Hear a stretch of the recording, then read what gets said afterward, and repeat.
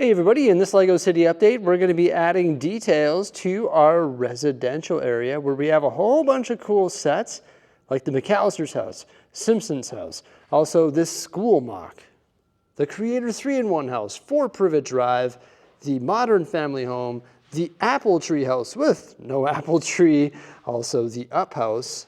And then these 3 houses right here with the red roofs. We have the Hillside house on the left, and then those old Creator 3-in-1 sets. Man, LEGO used to make such cool houses. Why don't they do it anymore? I don't know. They just look so great compared to some of the ones that have come out recently. They really need to just give us one detailed house a year, just like they do with modular buildings. I think that would be so cool. But the residential area, it sits on 2 different levels, and of course, it's right behind the botanical garden with the upgraded grounds. The first area that we wanted to work on was the schoolyard in front of the school. Now, a lot of people have been telling me to put the schoolyard behind the school, but based on the layout down there, you wouldn't really see all of those details. So that's why this one is a little bit abnormal with the park in front of the school. But the sidewalk leading up to the school entrance is now straight because we took the 8 studs, which was on the side of the school, and reallocated it to the other side of the school. So now we have 16 studs on the left side here. So we were able to add a basketball court. And the basketball court is built right into the mills. It is brick built.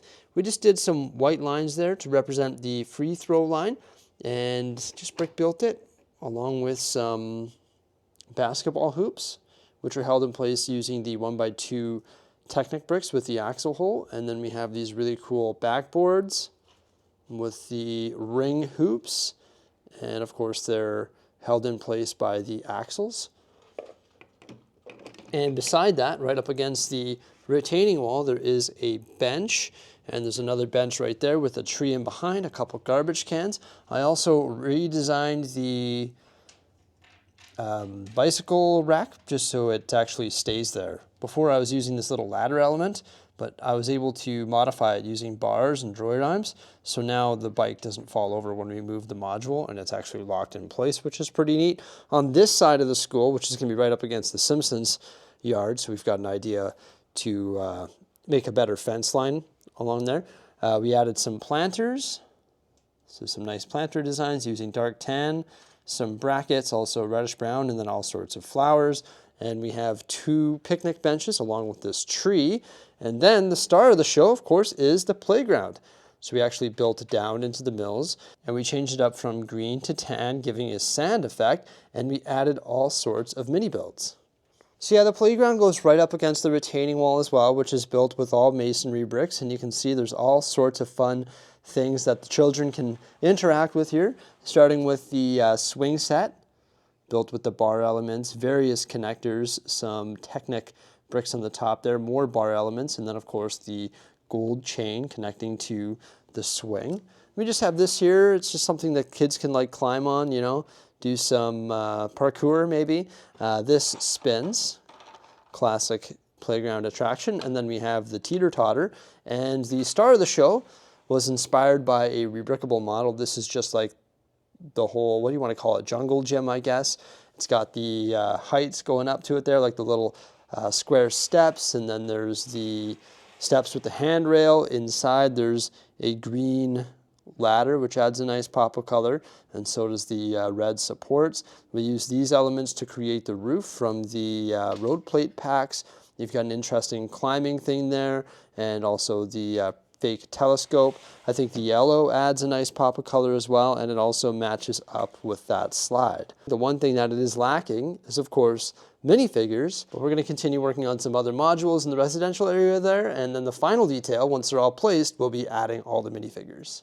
Before we continue with this LEGO City update, let's check out this epic LEGO mystery box, which is loaded full of unique items. We're talking tons of minifigures from all different themes. We've got animals, sealed, and used sets.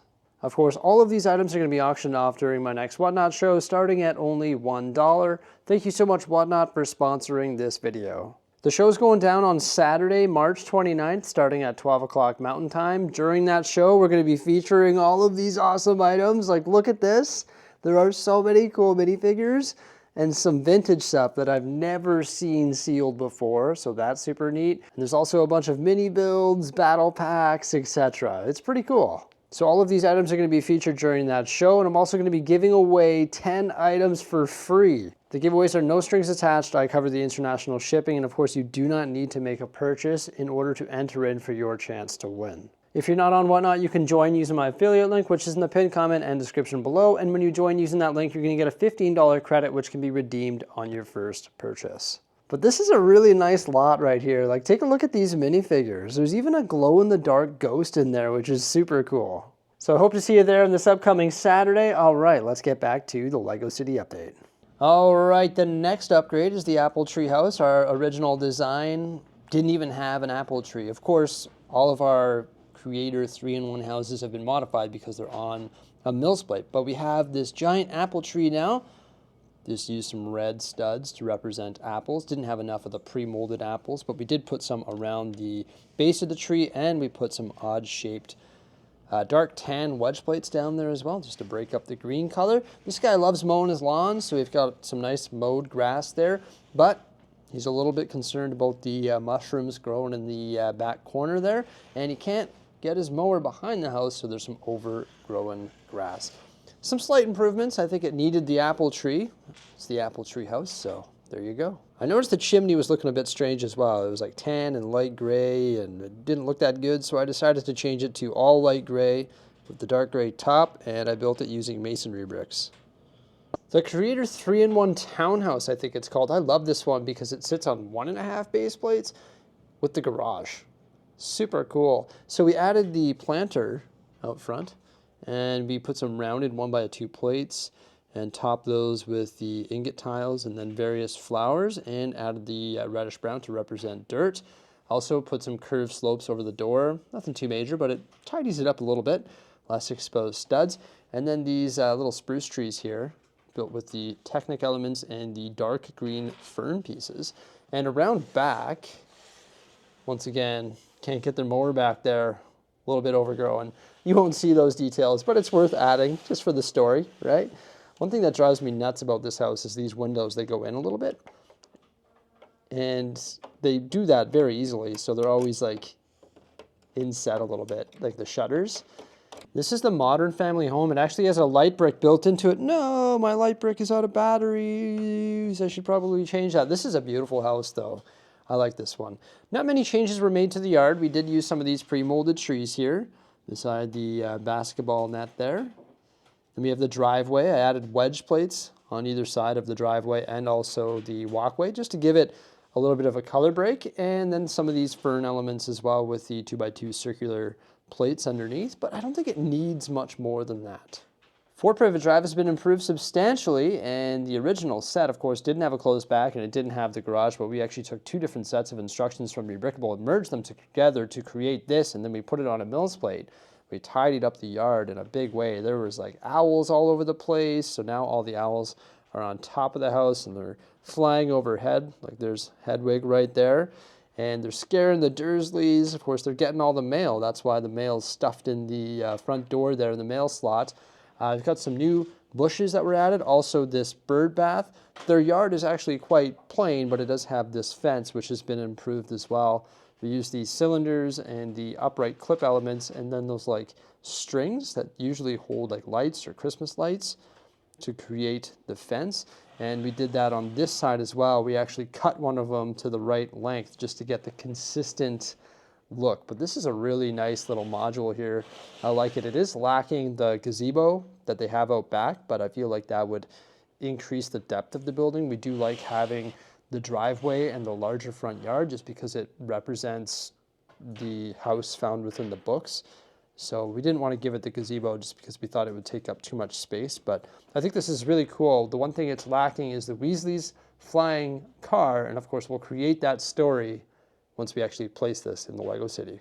This is the up house, and we actually did the rebrickable model that closed the back. I think that one was done by Brick Artisan, and then we put it on the mill's plate with the fence. This is just the retaining wall because there's that sloped road that goes in front of it.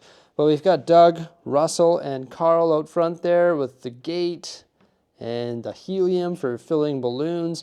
We did remove some of the balloons that were along the fence. We thought it looked a little bit sloppy, and we've got the balloons up top here, so that's all good. We also added the planter on the side, and these two flowered trees on this side here, along with the fence extension. So yeah, some pretty basic upgrades, but I think it looks a little more tidy. So I mentioned the retaining wall right here. That's because there's that sloped road that goes down. Carl's not too happy about the road being there, but it's better than, you know, a skyscraper or a construction site beside his house, so he's gonna live with it for now. There's also an open 16 by 32 base plate that sits beside this, and of course behind that is the school ground and the basketball court. It's going to be easier to visualize once we actually place it. We were trying to think, what are we going to do with this open base plate that sits beside the up house and sort of gives us breathing room from that sloped road and the retaining wall? We can create something cool there. So we made a community garden with raised planters. So we've got some fruit in there. That's the raspberry bush. Carrots in the center one. And then tomato, rhubarb, and some cabbage or lettuce there. And these planters are pretty cool. We built them using brackets and snot bricks. The dirt, or the reddish brown, is built up within it, so it comes right to the edge. I think it's pretty neat. Better than just putting some reddish brown plate down and putting the vegetables on top. I think this is just a little more advanced than that. And we created the borders using the dark tan tiles, and this will just pop in like that. We can push it down, but I think that works. And that's gonna sit right beside the up house, and it sort of connects to the schoolyard, so the school will be able to use that as like a community garden. Maybe the kids from the school are planting this, or they have a class on, you know, just growing a garden. So yeah, I think it works out quite nicely. And here we go with all three of the red roofed houses. This one here, we extended the walkway up to the tan stairs there. Also added this fence, this tree, a little bit of reddish brown underneath that. Rounded off the pathway with some quarter round tiles, and then we created this planter with the reddish brown dirt and the 1x2 circular plates underneath with the tiles, and of course the flowers. Added some reddish brown underneath this tree to make it look a little more authentic. Put some jumpers in so we could position some chairs, added the chairs, and then this gentleman right now is getting ready to grill. He's just cleaning it up. And that fence matches up with the fences in the Creator 3-in-1 houses. We didn't want to change these trees and bushes just because we thought, you know, it's sort of authentic to the original design, and so is this fence, but we just extended it so it goes all the way around and makes sense based on where they're positioned, like side by side. So you got a little half fence there. But yeah, we wanted to keep the original design of these trees. It's sort of fun, blocky, right, from back in the day. And we actually added some more to this house as well. And we framed those planters. So just tidied it up a bit and just added some more trees. And I think that looks pretty nice. I can't wait to see all of these buildings placed in the city. Because look at that, everybody, they've all been upgraded. Other than the Simpsons house and the McAllister's house, those already look pretty sweet down there. And the schoolyard, which has been placed. Look at that, we've got all the buildings ready to go. Yeah, let's place them and add some additional details to the residential area that'll bring it to life. All right, everybody, who's ready to check out the end result? For traffic control, we decided to put a stop sign right down here. Custom sticker element. Pretty neat. Like those stop signs. I like that. That makes sense because you have to stop there and then this flow of traffic can proceed through. And then we have another stop sign right up here where we have the entrance to the residential area. You're going to notice that we use the modern solar panel and glow-in-the-dark 1x2 streetlights for up here. We did that in the past with our previous layout, and we really liked it. So we've got sort of a modern vibe up here, whereas on our streets down here, we use these ones, which came in the extras packs. We converted all ours from the white streetlight that comes with the modular building to black from the extras packs. So first off, we've got the school. You saw the playground there, but now we have minifigures all throughout the playground. So they're having some fun climbing the jungle gym on the swings, maybe sitting right here, enjoying some comic books. Maybe swapped up the legs with the headlight bricks to do that. We're just hanging out and having a grand old time. And we've got a couple teachers right over there. Some planters just in front of the school. and the picnic table where they're enjoying a superhero like comic book there, or magazine. And then we have a bookworm under here. She's doing some studying on, on that picnic table. And then, of course, a couple minifigures right over here playing basketball. And I tiled off the entire retaining wall, and I also built it up one additional masonry brick, and I smoothed out these edges. I don't have any normal light gray slope pieces, so I decided to use curved slopes and just sort of built them into the retaining wall all the way along there, along the road, just to give it a nice even grade. Now, I know it's sort of dangerous having the playground right there beside the road, but I think it's better to have it in front of the school. It's a lot more presentable. We can actually see it, and I could build up the retaining wall. We did that, we tested it, but unfortunately it was blocking the view of the playground, and I sort of want to see it. So we're gonna leave it like that, and of course we've got minifigures all throughout, and there's some other street details such as the fire hydrants. We've got Bart hitting his half pipe right here. That's actually a quarter pipe, sorry about that. Then you've got Grandpa Simpson. Homer just pulled into the driveway. I changed out those pre-molded bushes, and we also added a hedge right here, better than the reddish brown fence that's going around the back of the Simpsons house.